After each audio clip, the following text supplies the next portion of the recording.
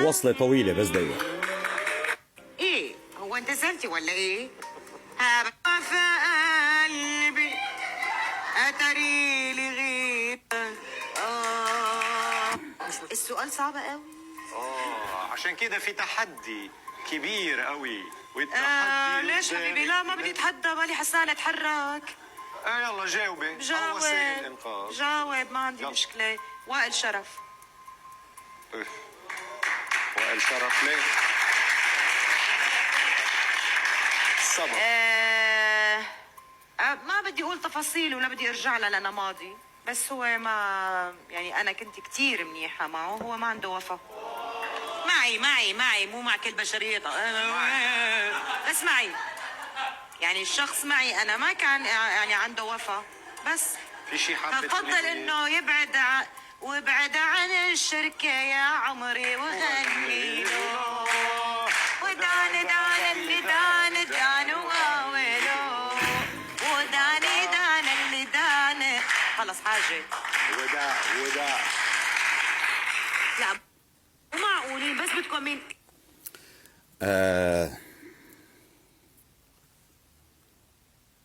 مثل ما سمعتوا شباب، مثل ما سمعتوا.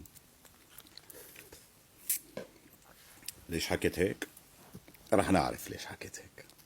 طيب، القصة صار لها بس 14 سنة، تحديدا برمضان 2010.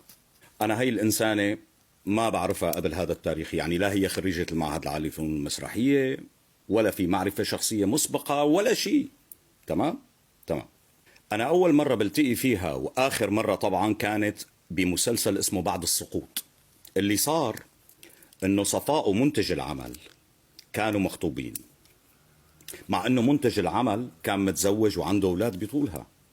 المنتج أنا بعرفه شخصيا وملتقيين بمهرجان بالبحرين، فطلبني مع المخرج لواحد من أدوار البطولة مع بعض النجوم. يعني هلأ أنا ما بدي سمي حدا بالاسم مشان ما يرتبط اسمهم بهذا الموضوع أو بهيك موضوع، بس طبعا اللي بيحب يرجع للعمل بيقدر يعرف. المهم، لما كنا عم نجتمع للتحضير أو أثناء التصوير نكون قاعدين فيصير في بيناتهم مشاكل، فالمنتج أوقات يدخلني بحكم صداقتي معه، وأنا داخل بيته وبعرف عيلته المحترمة وأولاده، وحقيقة أنا ما بحب أدخل بهي الأمور. ولأول مرة رح أحكي بهذا الموضوع إنه زوجة هذا المنتج اتصلت فيني وطلبت مني إني أتدخل بقصة زوجها وصفاء، لأنه الظاهر واصلها خبر.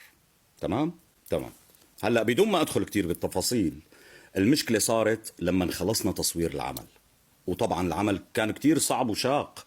معظم التصوير كنا عم نصوره تحت الأنقاض بالصيف، ورمضان دخل ونحن كنا لساتنا بالتصوير. بعد كل هالتعب والجهد بتصير مشكلة بين المنتج وصفاء، فبتقوم صفاء بتضب العمل بالدرج وبتقول للمنتج إن ما رح تسلموا الأشرطة وما في عمل، لأنه كان حاططها مديرة للشركة بحكم إنها خطيبته.